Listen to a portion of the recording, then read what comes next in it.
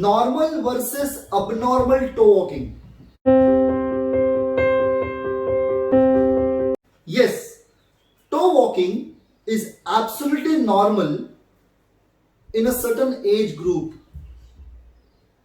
हालांकि मैं ये कहूंगा कि toe walking is a important developmental physical developmental pattern जो मदद करता है बॉडी को और ब्रेन को to raise its overall body weight. So toe walking ये 1.5 साल से लेकर तकरीबन 2.5 साल तक नॉर्मल होती है और वो मदद करती है बॉडी को जंपिंग डेवलप करने के लिए.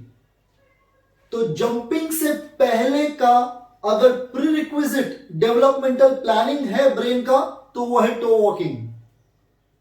तो अगर 1.5 साल से लेकर 2.5 साल तक अगर बच्चा टो वॉकिंग कर रहा है तो वो नॉर्मल है.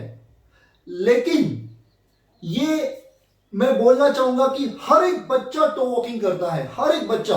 कुछ बच्चों ने शायद अपने लाइफ में 2 घंटे की टो वॉकिंग की है, शायद 2 घंटे में उनका वो इंटीग्रेट हो गया उनका जो जंपिंग लेवल, या शायद कुछ बच्चे 2 महीने लेते हैं. लेकिन अगर टो वॉकिंग 4 महीनों से ज्यादा हो रही है और वो बच्चे के आगे के लेवल को नहीं पहुंचा रही है बच्चे को, right, then you must show it to your occupational therapist.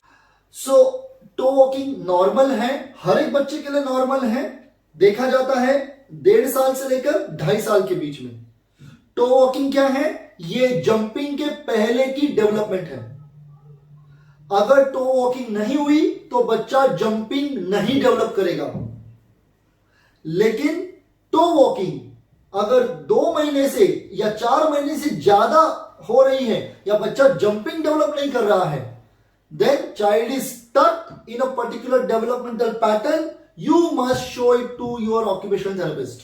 2.5 साल के बाद अगर टो वॉकिंग हो रही है तो वो अबनॉर्मल टो वॉकिंग है ऑटिज्म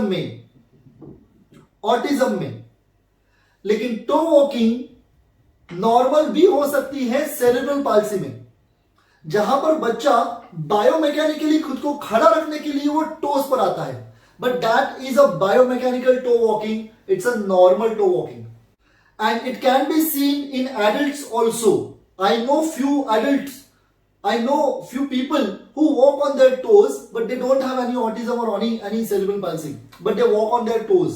So मैं फिर से बोलना चाहूंगा, नॉर्मल टो वॉकिंग 1.5 साल से लेके 2.5 साल तक, मे बी 2 आवर्स से लेके 2 महीनों तक. लेकिन अगर 2 महीनों से ज्यादा 4-5 महीने में टो वॉकिंग हो रही है या जंपिंग नहीं हो रही है, then you must show it to the expert.